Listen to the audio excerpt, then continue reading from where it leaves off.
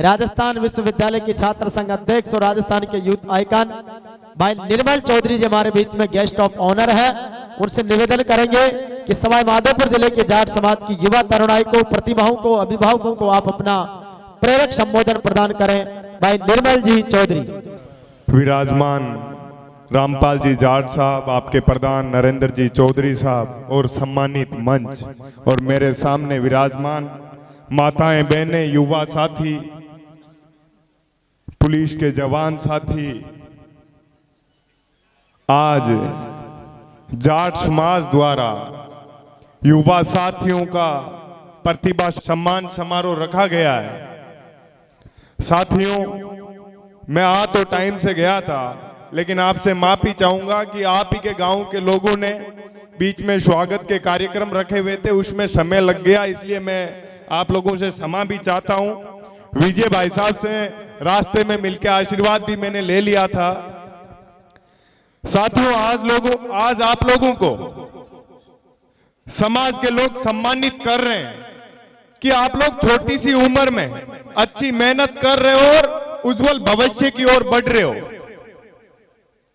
आज बाकी बड़े बुजुर्ग भी बैठे हैं, उनसे भी मैं निवेदन करता हूं कि आने वाली पीढ़ी को शुरुआती संस्कार और शिक्षा यदि मजबूती से मिलेगी तो आने वाला टाइम अपन सब लोगों का मजबूत होगा, भविष्य सुनहरा होगा।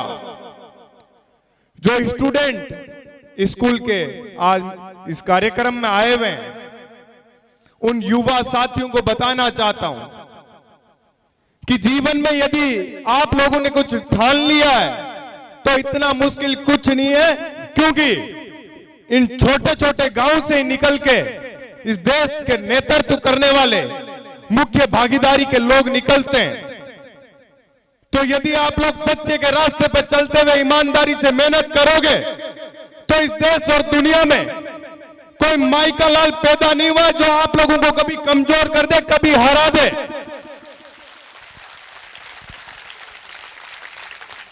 आप लोग सोचिए, अपने बुजुर्ग पीढ़ी के लोग कितनी मेहनत करते थे। गांव में ना लाइट थी, ना शिक्षा थी, उसके बावजूद अपन लोगों को अच्छी शिक्षा दिलाने के लिए रात दिन जी तोड़ मेहनत करते हैं।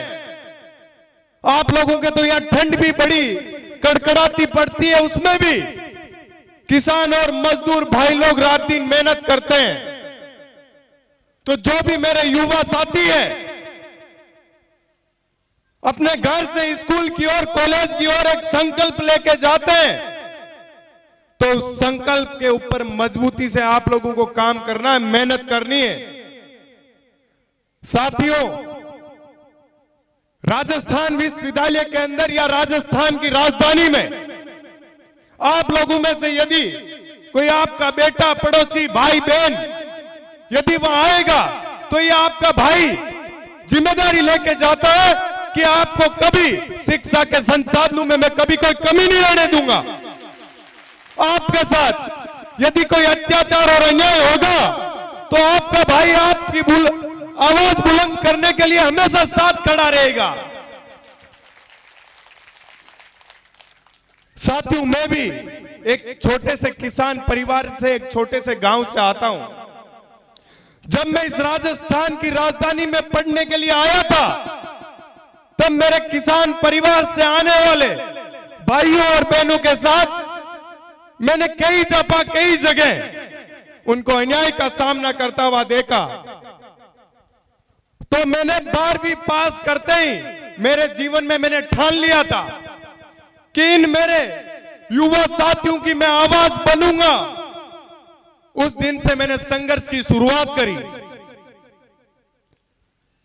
मैं 2016 के अंदर मात्र 16 साल की उम्र में युवा साथियों के लिए आंदोलन करते हुए बाल कारावास की सजा काटने भी चला गया था, लेकिन कभी मेरे हौसले को कमजोर नहीं होने दिया, क्योंकि आप सब बड़े बुजुर्गों का आशीर्वाद मेरे साथ था। युवा साथियों के सुनहरे भविष्य के लिए काम करने के लिए मेरे अंदर एक जुनून और ताकत थी।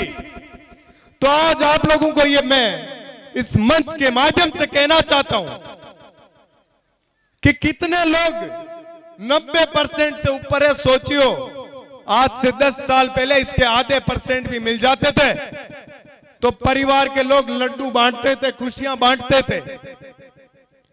यदि आज इस शिक्षा के अंदर 4 चांद लगे तो अपन लोगों की ये जो अपने परिवार के लोग ईमानदारी से मेहनत करते हैं, एक दूसरे के बुरे समय में मदद करते हैं, तो उन माता पिता के कर्म भी अपने युवा साथियों के साथ जुड़ते हैं।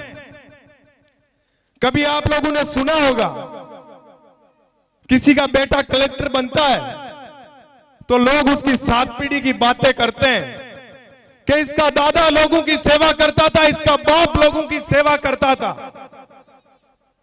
तो ग्रामीण अंचल के अंदर जिस भी भाई को 36 कौम के किसी साथी की अन्याय की लड़ाई लड़नी पड़े तो मजबूती से लड़ना है, उसके अंदर पीछे नहीं हटना है।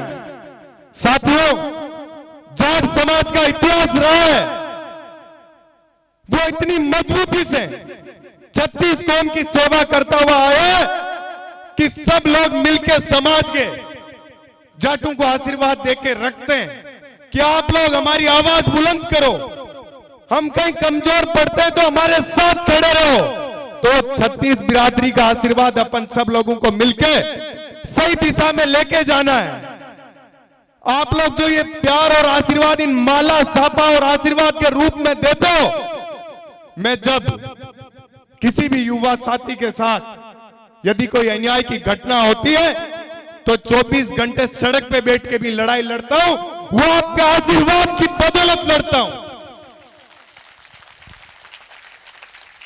जब मैंने छोटी सी उम्र में इस लड़ाई की शुरुआत करी है, साथियों आज माताएं बहनें यहां बैठी है, आधे हिंदुस्तान के अंदर लोगों ने मुझे बुला के खूब आशीर्वाद दिया है और पूरी ताकत दी है।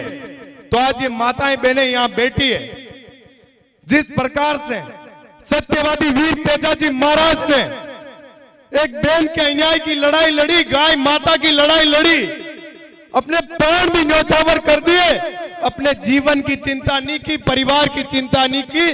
तो सत्यवादी वीर तेजाजी महाराज के पद चिन्हों पे चलते हुए प्रत्येक समाज के व्यक्ति का धर्म बनता है कि लोगों की सेवा करनी है और बुरा किसी के साथ करने का अपना धर्म नहीं है। यदि किसी के साथ कोई बुरा करता है तो उसकी आवाज बुलंद करने का धर्म अपन लोगों का बनता है।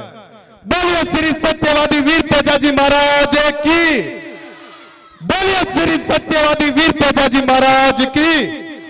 धन्यवाद। राम राम साहब।